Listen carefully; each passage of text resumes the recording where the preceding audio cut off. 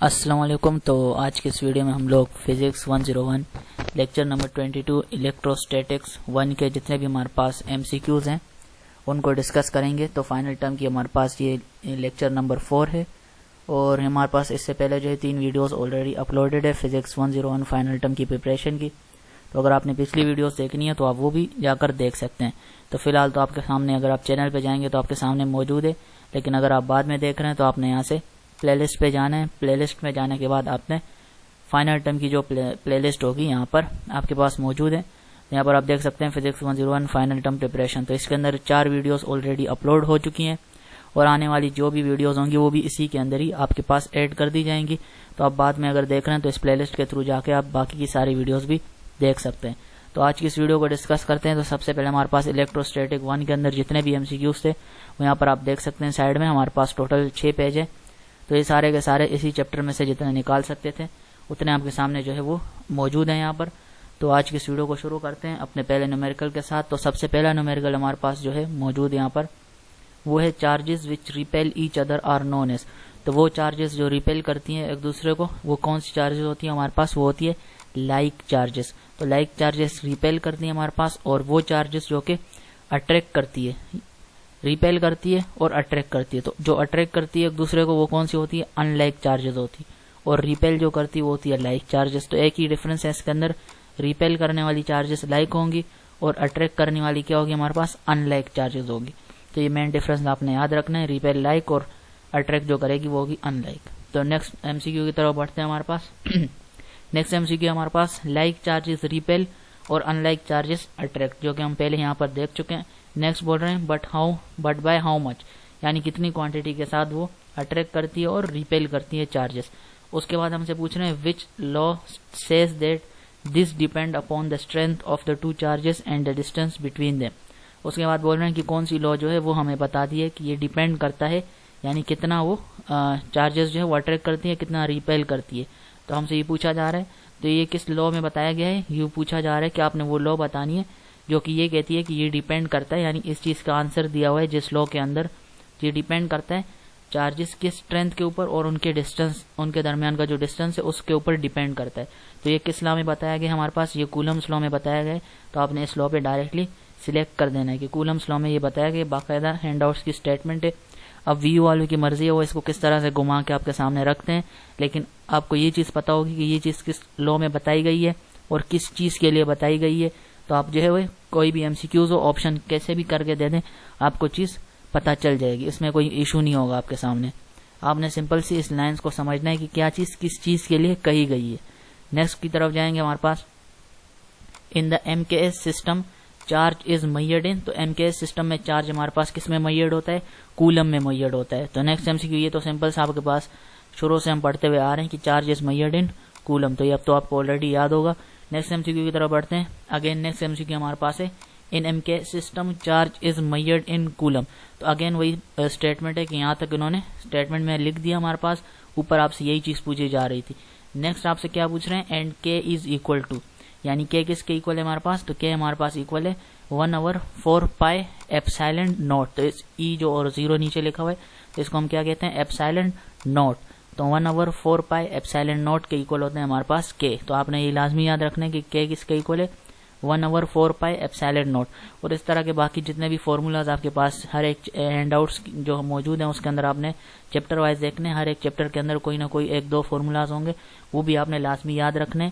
या जैसे यहाँ पर आप देख सकते हैं के का मैंने लिखा हुआ है, किसी जगह पे मैंने फॉर्मूलाज को मेंशन किया है, किसी जगह पे नहीं किया हुआ, तो वो मैं लास्ट में अलग से वीडियो बना दूंगा कि हर एक चैप्टर के जितने भी फॉर्मूलाज है मेन वो भी आपके सामने अलग सी वीडियो में आ जाएंगे। लेकिन अगर आप खुद से देखना चाह रहे हैं तो आप देख सकते हैं, क्योंकि फॉर्मूलाज जो है वो मेरे ख्याल में ज्यादातर कवर नहीं हुई, तो कुछ मैंने किए हैं जो इंपॉर्टेंट थे, कुछ जो है वो मिसिंग हो सकते हैं, तो आपने उनको भी देख लेना है। और लास्ट में मैं वीडियोस भी बना दूंगा एक ही वीडियो के अंदर सारी चीजें।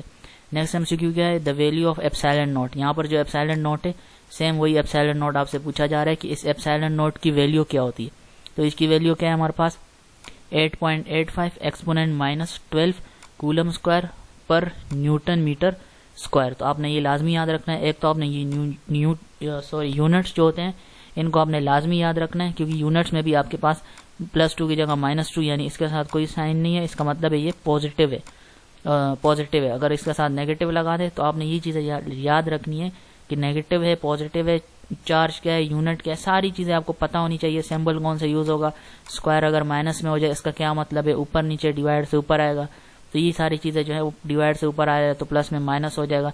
तो ये कुछ चीज़ें होती हैं, आपने इनको लाजमी याद रखना है। तो बहरहाल इसकी जो वैल्यू है हमारे पास एप्सिलॉन नॉट की वो क्या है, 8.85 एक्सपोनेंट माइनस 12 कूलम स्क्वायर पर न्यूटन मीटर स्क्वायर। तो ये एप्सिलॉन नॉट की वैल्यू है 8.85 एक्सपोनेंट माइनस 12 कूलम स्क्वायर पर न्यूटन मीटर स्क्वायर।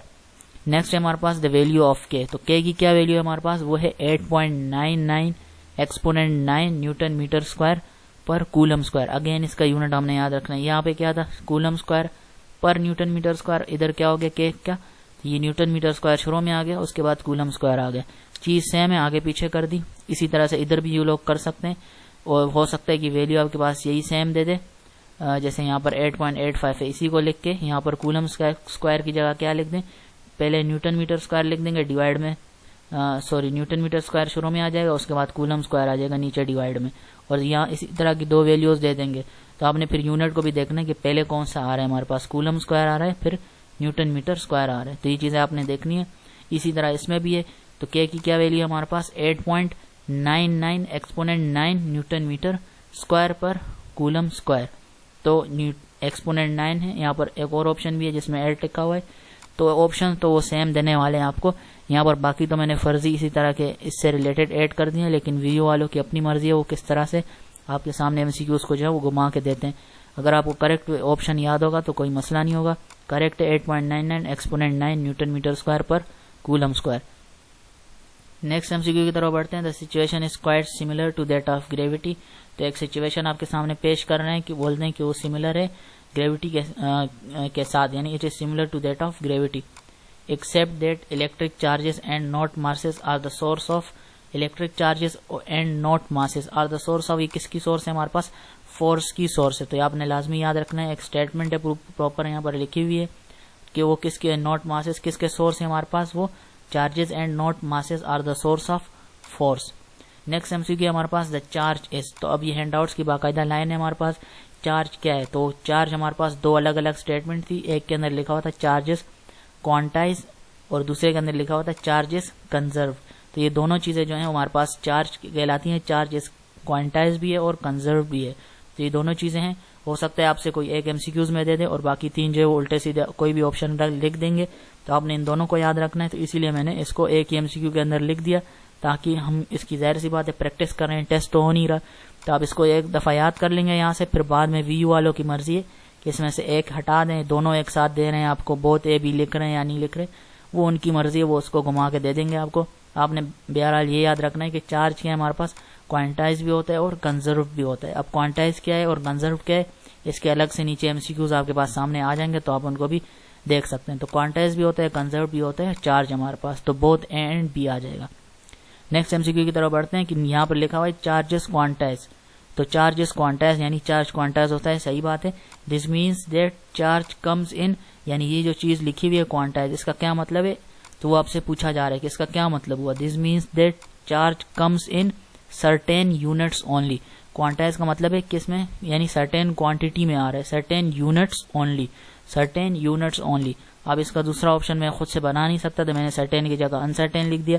अब वीयू वाले बाकी के दो ऑप्शन भी आपके सामने कुछ लिख के दे देंगे, करेक्ट ऑप्शन इसका क्या होगा, सर्टेन यूनिट्स ओनली।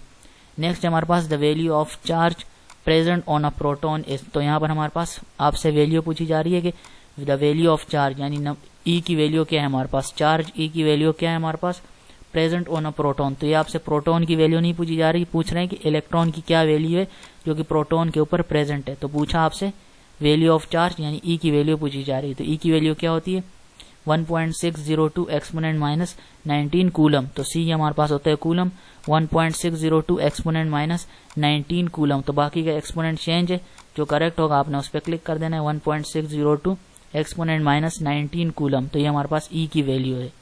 नेक्स्ट हमारे पास the charge on electron is. तो इलेक्ट्रॉन पे जो चार्ज होता है हमारे पास वो होता है नेगेटिव। तो ये तो आपको शुरू से पता होगा, केमिस्ट्री वगैरह में हम पढ़ते आते हैं, इलेक्ट्रॉन पे जो चार्ज होता है वो क्या होता है, नेगेटिव होता है।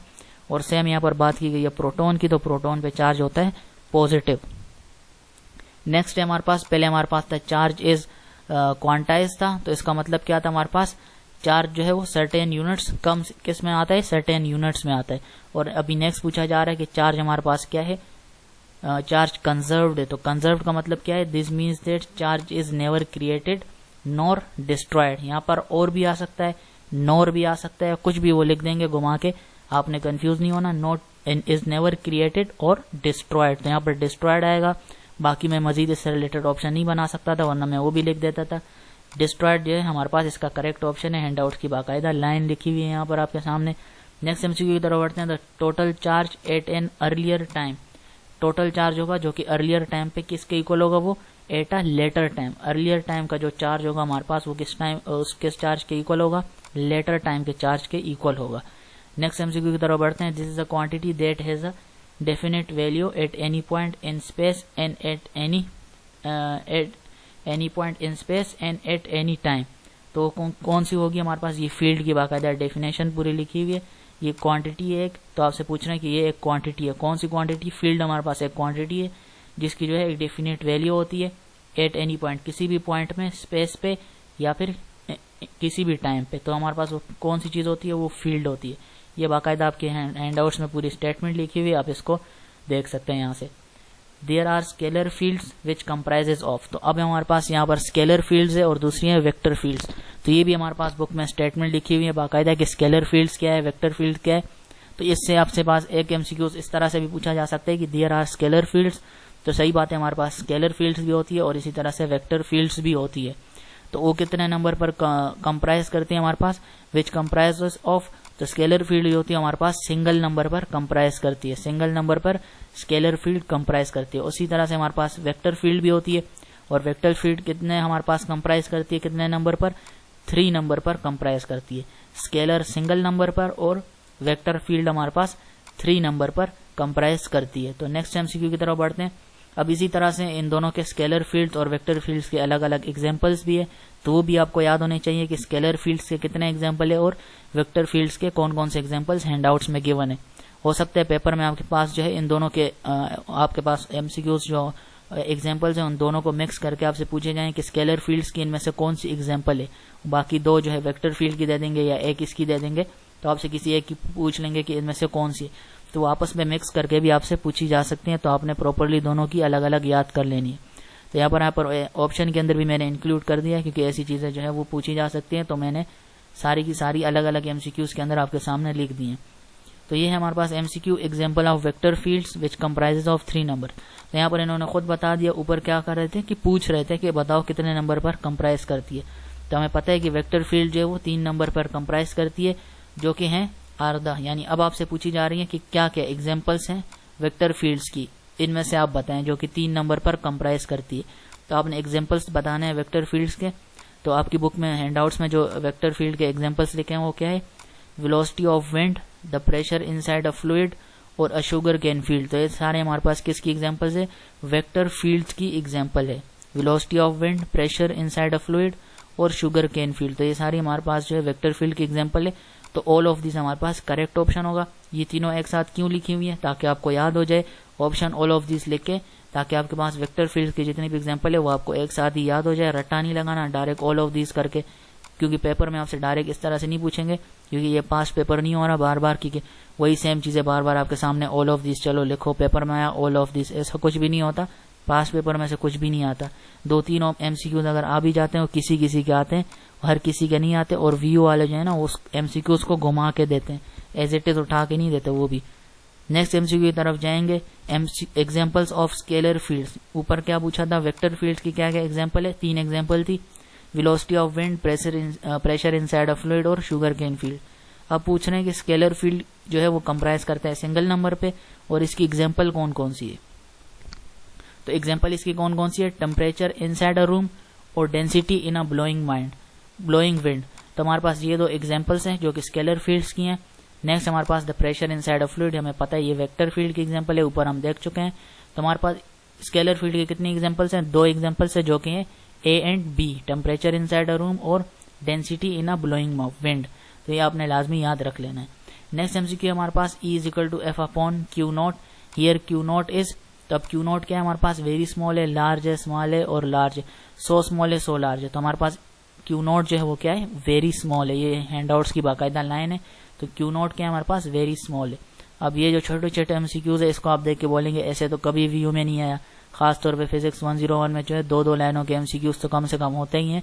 वो उनका काम है, वो पीछे से एक लंबी लाइन लिख देंगे। आपने मेन चीज क्या याद रखनी है कि क्यू नोट क्या है, वो वेरी स्मॉल है। आप अगर आपको ये पता होगा, बाकी पीछे कोई भी लाइन लिखते हो उससे कोई मसला नहीं, हमें फर्क नहीं पड़ेगा। जैसे ऊपर भी आप देख सकते हो कि दो तीन एमसीक्यूज है वो एक साथ वो जोड़ के दे सकते हैं आपको। आपने मेन छोटी सी चीज बतानी होती है। नेक्स्ट एमसीक्यू है, value for the magnitude of electric field inside an atom is. तो magnitude, value for the magnitude of electric field, तो आपने वैल्यू बनानी है मैग्नीट्यूड के लिए इलेक्ट्रिक फील्ड इनसाइड। इनसाइड किसके अंदर, एटम के अंदर। इसी तरह से बाकी के 3 अलग अलग एमसीक्यूज है। इनसाइड टीवी ट्यूब, नेक्स्ट है हमारे पास इनसाइड अ वायर, और उसके बाद नेक्स्ट एमसीक्यू है इन एटमॉस्फेयर। तो ये सारी चीजें आपने जो है वो याद रखनी है। ये 4 अलग अलग चीजें हैं और इनके 4 अलग अलग हमारे पास एक्सपोनेंट की फॉर्म में वैल्यू दी हुई है। तो आपने चारों की अलग अलग याद रख लेनी है, क्योंकि अगर आप इस दोनों को मिक्स करेंगे आपस में तो मसला हो जाएगा। तो अब डिस्कस करते हैं हमारे पास सबसे पहले क्या है, इनसाइड एन एटम। एटम के अंदर कितनी होती है, एक्सपोनेंट 11 न्यूटन पर कूलम। तो आपने ये लाजमी याद रखना है कि एटम के अंदर कितनी होती है हमारे पास, वैल्यू फॉर द मैग्नीट्यूड, वो एक्सपोनेंट 11 होती है एटम के अंदर। और यही चीज हमारे पास electric field inside TV tube, यानी टीवी ट्यूब के अंदर कितनी होती है, एक्सपोनेंट 5। एटम के अंदर कितनी होती है, एक्सपोनेंट 11, यानी सबसे ज्यादा उस एटम के अंदर होती है एक्सपोनेंट 11। और टीवी ट्यूब के अंदर कितनी होती है, एक्सपोनेंट 5। नेक्स्ट एमसीक्यू हमारे पास क्या है, ये पीछे से वही सेम चीज लिखी हुई है, सिर्फ और सिर्फ यहाँ पर जो मेन चीज है वो है कि वायर के अंदर कितनी होती है हमारे पास, वायर के अंदर होती है एक्सपोनेंट -2 होती है। नेक्स्ट एमसीक्यू क्या है हमारे पास, एटमॉस्फेयर में कितनी होती है, एक्सपोनेंट 2 होती है। तो अब ये चीजें मेरे ख्याल में क्लियर हो गई होंगी। बाकी ऑप्शन चारों सेम है। 11 किसके अंदर थी, एटम के अंदर थी। एक्सपोनेंट 5 किसके अंदर थी हमारे पास, टीवी के अंदर थी, शायद टीवी ट्यूब, सही टीवी ट्यूब के अंदर थी। नेक्स्ट हमारे पास क्या है, एक्सपोनेंट 2 किसके अंदर होगी, एटमॉस्फेयर के अंदर होगी। और एक्सपोनेंट -2 वायर के अंदर होगी। तो ये चीजें आपने लाजमी याद रखनी है। For equilibrium the 2 forces must be equal. अब ये देखें छोटा सा एमसीक्यू है, क्या पूछा जा रहा है कि 2 फोर्सेज फॉर इक्विलिब्रियम, यानी इक्विलिब्रियम की कंडीशन में क्या होगा, 2 फोर्सेज मस्ट बी, यानी लाजमी क्या होगी, इक्वल होगी। तो ये पीछे से कोई लाइन लिख देंगे, आगे आपने सिंपल सा इसको जोड़ देना है। इक्विलिब्रियम के लिए क्या होगी, 2 फोर्सेज मस्ट बी इक्वल होनी चाहिए। नेक्स्ट एमसीक्यू हमारे पास, इलेक्ट्रिक पोटेंशियल इज अ। तो इलेक्ट्रिक पोटेंशियल क्या है हमारे पास, स्केलर क्वांटिटी या वेक्टर क्वांटिटी है। तो इलेक्ट्रिक पोटेंशियल हमारे पास है स्केलर क्वांटिटी, लिए आपने लाजमी याद रख लेना है। नेक्स्ट एमसीक्यू है, 1 farad is same as 1 coulomb per volt. तो ये आपने लाजमी याद रखना है। ये रिपीटेड एमसीक्यूज में आपसे पूछा जा सकता है कि 1 फराड किसके इक्वल है, यानी सेम है 1 coulomb per volt. Next MCQ हमारे पास है, विच of the following is a vector quantity. तो इलेक्ट्रिक फील्ड इंटेंसिटी हमारे पास क्या है, वेक्टर क्वांटिटी है। और स्केलर क्वांटिटी कौन सी थी, इलेक्ट्रिक पोटेंशियल। देख सकते हैं आप दोनों यहाँ पर दी हुई है। रट्टा लगाएंगे कि अगर ऐसे ही डायरेक्ट आप याद रखेंगे कि यहाँ पर इलेक्ट्रिक पोटेंशियल है, ऊपर भी इलेक्ट्रिक पोटेंशियल है। तो आपसे पूछे कि विच of the following is vector quantity, आपने यहाँ से देखा कि इलेक्ट्रिक पोटेंशियल क्या था, स्केलर था। यहाँ पे स्केलर आ गया, टिक कर देंगे। तो ये चीजें आपने देखनी कि इलेक्ट्रिक पोटेंशियल क्या है, स्केलर है। स्केलर कौन सा होता है, जिसका मैग्नीट्यूड होता है और कोई डायरेक्शन नहीं होती। और वेक्टर कौन सा होता है, जिसकी डायरेक्शन भी होती है और मैग्नीट्यूड भी होता है। दोनों चीजें होती है, डायरेक्शन भी और मैग्नीट्यूड भी। बाकी आप इनके फॉर्मूलाज के अंदर डिटेल में जाएंगे तो आप यूनिट के थ्रू कोई भी वो फाइंड आउट कर सकते हैं, कौन वेक्टर है, स्केलर है, सारी चीजें आप जो है वो निकाल सकते हैं। तो वेक्टर क्वांटिटी कौन सी है, इलेक्ट्रिक फील्ड इंटेंसिटी। स्केलर कौन सा है, इलेक्ट्रिक पोटेंशियल। नेक्स्ट एमसीक्यू की तरफ जाएंगे, for a charge Q1 the effect of charge Q2 on Q1। तो Q2 का इफेक्ट जो Q1 पे होगा वो क्या होगा, F = -F2। नेक्स्ट एमसीक्यू की तरफ बढ़ते हैं, the Coulomb law is N implication of which law. यानी कूलम लॉ किसके इम्प्लीकेशन है, यानी किसको इम्प्लीफाई कर रहा है हमारे पास, कौन सी लॉ को, तो वो है गॉस लॉ। तो आपने ये सारे एमसीक्यूज से इसी चैप्टर के अंदर अराउंड 30 के करीब तो होंगे ये सारे एमसीक्यूज जो कि इस वीडियो में डिस्कस कर चुका हूँ। ये निकालने में काफी टाइम लगता है क्योंकि हैंडआउट्स को प्रॉपरली रीड करना पड़ता है और उसके बाद जो एमसीक्यूज है वो लाइन बाय लाइन कम्प्लीटली यहाँ पर आपके सामने जो मौजूद है।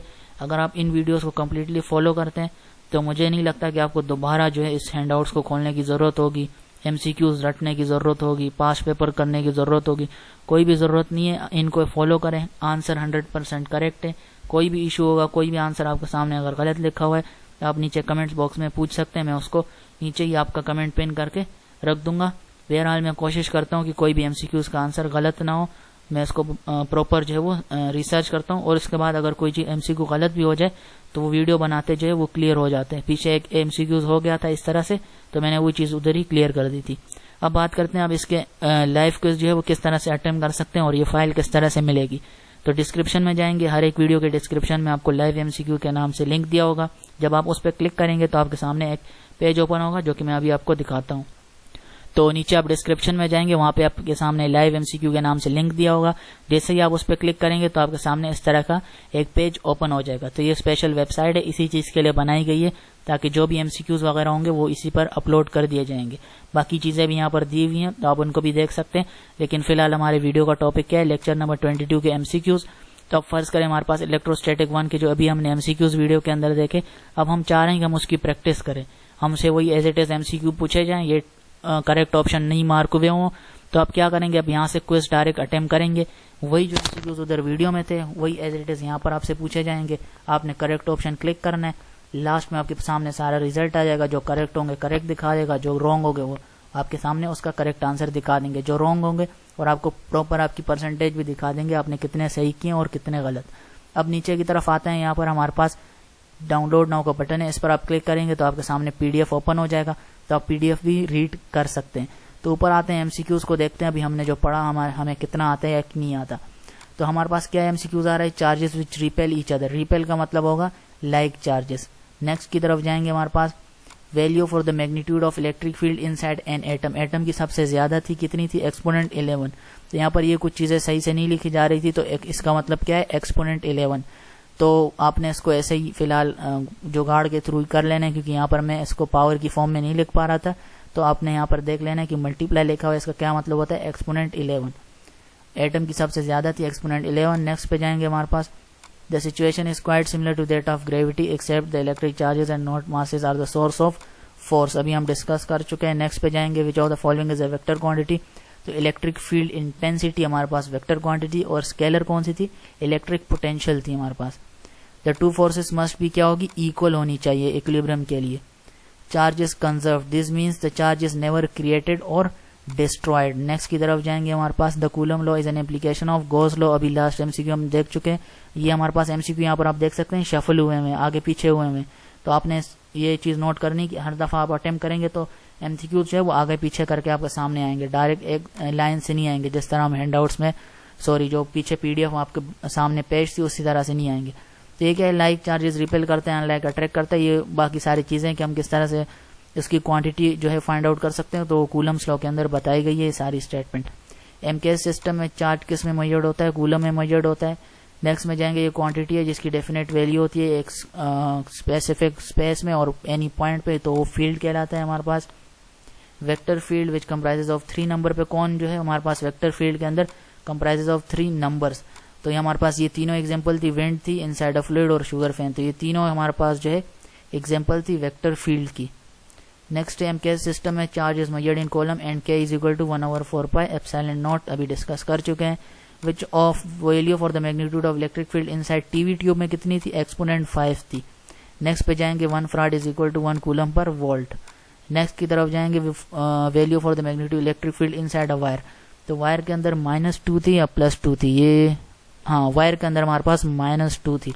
नेक्स्ट की तरफ जाएंगे, सिंगल नंबर पे कौन सी स्केलर फील्ड कंप्राइज करती है सिंगल नंबर पे, और इसकी एग्जांपल क्या थी, टेम्परेचर इनसाइड अ रूम और density in a blowing wind. तो ये बोथ एंड भी यानी ऊपर वाली दो एग्जांपल्स हमारे पास स्केलर फील्ड की एग्जांपल सी। नेक्स्ट जाएंगे, there are vector field which comprises of, तो वेक्टर फील्ड हमारे पास 3 नंबर पे कंप्राइज करते हैं। नेक्स्ट जाएंगे, the total charge at an earlier time is equal to the charge at later time. Earlier time charge किसके equal होगा, later time के इक्वल होगा। नेक्स्ट पे क्लिक करेंगे, द वैल्यू ऑफ के की क्या वैल्यू थी हमारे पास, तो के की वैल्यू थी हमारे पास 8.99 एक्सपोनेंट, ये थे हमारे ख्याल में वैल्यू ऑफ के। अब यहाँ पर देख सकते हैं मैं खुद भी कंफ्यूज हो गया क्योंकि हैंडआउट्स खोले हुए थे, उसके अंदर तो सारी चीजें इजीली हो जाती हैं। तो मेरे ख्याल में हमारे पास जो करेक्ट ऑप्शन था वो क्या था, 8.99 एक्सपोनेंट 9 और बाकी सारे यूनिट न्यूटन मीटर स्क्वायर पर कूलम स्क्वायर। तो इसको देखेंगे ये करेक्ट है या नहीं, मेरे ख्याल में इसका करेक्ट ऑप्शन यही होगा। नेक्स्ट में जाएंगे, इलेक्ट्रिक पोटेंशियल क्या थी, स्केलर क्वांटिटी थी। नेक्स्ट पे जाएंगे, हमारे पास इलेक्ट्रॉन पे चार्ज जो है हमारे पास नेगेटिव होता है और प्रोटॉन पे पॉजिटिव होता है। तो वैल्यू ऑफ एप्सिलॉन नॉट कितनी थी हमारे पास, 8.85 एक्सपोनेंट -12, यही थी 8.85 आई थिंक, यही थी हमारे पास जो करेक्ट ऑप्शन है। यहाँ पर आप देख सकते हैं ऑप्शन मैंने खुद भी इतने वो बना दिया कि मैं खुद भी कंफ्यूज हो रहा हूँ कि करेक्ट कौन सा है। तो वी वाले तो आपको और भी घुमाएंगे, तो हमारे पास यही करेक्ट ऑप्शन मुझे लग रहा है। नेक्स्ट पे जाएंगे, हमारे पास next MCQ charges with attract each other, तो वो अनलाइक होती है। नेक्स्ट हमारे पास है चार्जेस क्वांटाइज, दिस मीन्स यानी certain units only. The charge proton पे पॉजिटिव होता है। नेक्स्ट पे जाएंगे, हमारे पास चार्ज इज क्वांटाइज भी होता है, कंजर्व भी होता है, दोनों ऑप्शन हमारे पास करेक्ट हैं। Scalar field which comprises, scalar field single number पे कंप्राइज करते हैं। Here Q not is very small है हमारे पास, क्यू नॉट F1 किसके इक्वल हो जाएगा, -F2 के। The effect of charge Q2 का Q1 पे जो इफेक्ट होगा वो F1 इक्वल टू -F2 के इक्वल होगा। इलेक्ट्रिक फील्ड इन एटमॉस्फेयर पे हमारे पास एक्सपोनेंट 2 होता है और -2 वायर पे था। नेक्स्ट पे जाएंगे, the value of charge present on proton कितना है, 1.602 एक्सपोनेंट -19 कूलम। सी रिजल्ट पे क्लिक करेंगे, ओके करेंगे। अभी हमारे पास रिजल्ट शो हो जाएगा कि हमने कितने सही किए हैं और कितने गलत किए हैं। तो कुछ सेकंड वेट करते हैं। तो हमारा स्कोर कितना है, 100%। इसका मतलब है हमने जितने भी एमसीक्यू अटेम्प्ट किए वो 100% करेक्ट है। तो अब आप भी अटेम्प्ट करें और इस तरह से स्क्रॉल डाउन करेंगे, आपके पास सारे के सारे आंसर आ जाएंगे। तो हमने सारे करेक्ट किए थे, तो करेक्ट आंसर शो हो रहे हैं। अगर फर्स्ट करें हमने इस पर रिस्टोर पे क्लिक किया होता तो यहाँ पर क्रॉस लगा होता और करेक्ट आंसर आपके सामने शो हो जाता और आपका पूरा जो स्कोर है वो भी कम होता। तो हमारा स्कोर पूरा है, इसका मतलब है सारे के सारे आंसर 100% करेक्ट है। तो इसी तरह से आप बाकी के वीडियोस के थ्रू भी इसी तरह एमसीक्यूज लाइव अटेम्प्ट कर सकते हैं और फाइल के लिए आपने इस पर क्लिक कर देना है। अगली वीडियो में मिलेंगे, वीडियो काफी लंबी हो चुकी है। Thanks for watching.